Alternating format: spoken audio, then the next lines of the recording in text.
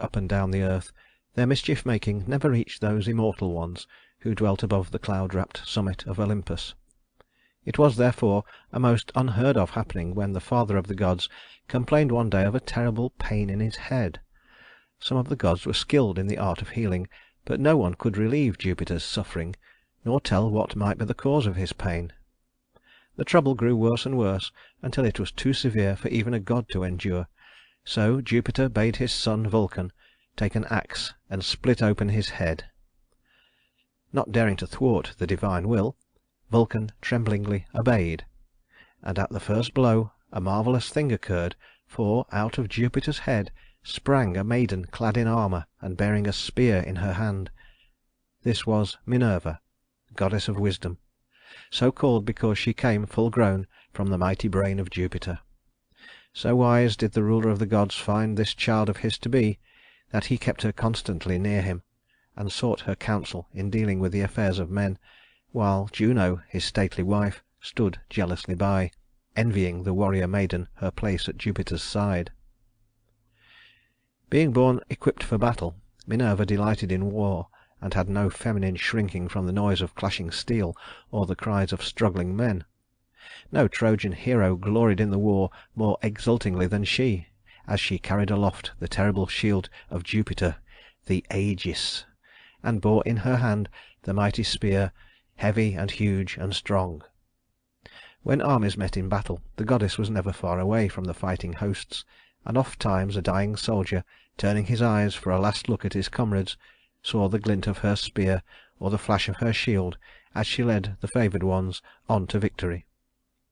But the azure-eyed Minerva was not always on the battlefield, for in spite of her warlike appearance she had many very feminine tastes, and among them was a love of weaving.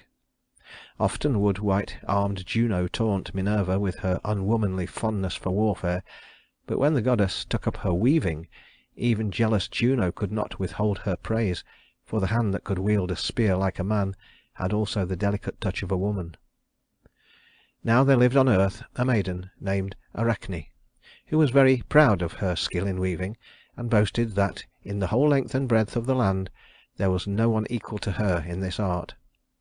Whenever people spoke with her, she could talk of nothing else but her work, and if a stranger stopped to rest at the door, she would be sure to show him her weaving and ask him whether in all his wanderings he had seen anything to surpass it. Soon she grew so conceited that she dared to compare herself with the goddess Minerva, and boasted that her own work was as beautiful as anything that hung in the halls of Olympus. Her friends grew frightened at her rash speech, and begged her not to let her foolish pride go too far, lest some whisper of her boasting should reach Minerva's ears. But Arachne only grew bolder, and said openly that she would not be afraid to challenge the goddess to a contest. These words were overheard by Apollo's raven, who flew quickly back to Olympus to tell what he had seen and heard. Minerva had known for some time of Arachne's boasting, but she had not deigned to notice it. Now, however, when she learned that a mortal maiden had dared to claim superiority to a goddess, she grew very angry and determined to punish such presumption. So she cast off her glittering armor and laid aside her long spear, and went down to earth in the disguise of an old woman.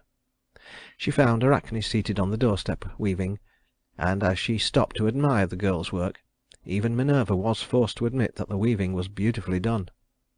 Soon Arachne began to boast proudly of her skill, and told the pretended old woman that she hoped some day to challenge the goddess Minerva to a contest. The listener seemed shocked at these daring words, and begged the maiden to be more humble and not to presume too far. But Arachne only tossed her head and laughed, saying that she wished the goddess would hear her and accept the challenge. At these bold words Minerva's anger broke out, and throwing off her disguise, she commanded the astonished girl to fetch 2 looms and set them up in the doorway. Then she bade Arachne make good her boast. For hours they worked in silence, each weaving with practiced fingers an exquisite design in the tapestry, and neither one turning her head to watch her rival's progress. When the last thread was tied and the work finished, Arachne looked anxiously at the goddess's loom, and one glance was sufficient to assure her of her own failure. Never in all her life had she seen work so faultlessly done, and the beauty of it was like that of visions in a dream. Humiliated at her defeat, and too proud to endure the taunts that she felt awaited her from those who had heard her boast. The unhappy maiden tried to hang herself, but Minerva would not let the world so easily forget how a mortal had dared to challenge a goddess. So when she saw Arachne's body hanging by a rope, she quickly changed her into a spider, and bade her spin and spin as long as she lived. Thus, when strangers came from all the country round to see the maiden whose skill in weaving had been noised far and wide, there she hung, an ugly black spider, in the midst of her dusty web, a warning to all mortals who presume. Many, many years had passed since Epimetheus and Pandora wandered in the gardens of the earth, and many, many generations of men had come and gone since the day when Deucalion and Pyrrha looked down from Mount Parnassus upon an unpeopled land. Cities had been built, with marble palaces and costly temples. Towns had sprung up on river banks and by the sea. Everywhere man was making for himself a home, and journeying into strange and distant lands. The gods, seated in the council hall of Jupiter, watched the changes taking place upon the earth, and as each new city was built, and the flames of its altar fires rose up toward the white clouds around Olympus, they smiled upon the work of man's hand and made it prosper. Nowhere was the worship of the gods forgotten, but in each undertaking the protection of some deity was sought and a sacrifice offered that success might be assured.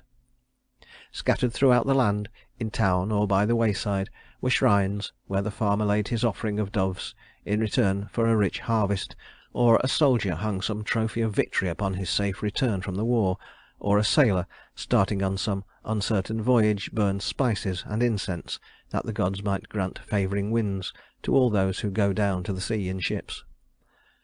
But in every city there was one temple more beautiful than the rest, and this was dedicated to that particular deity who had named the city and was its especial protector. And as city after city was built throughout the fair land of Greece, each of the gods wished to have the naming of it, that he might thereby receive added worship and honor. There was much jealousy among them on this score, and they watched eagerly each thriving inland town or seaport, knowing that in a few years it would become a great city, building costly temples and erecting statues to the god whom it delighted to honor.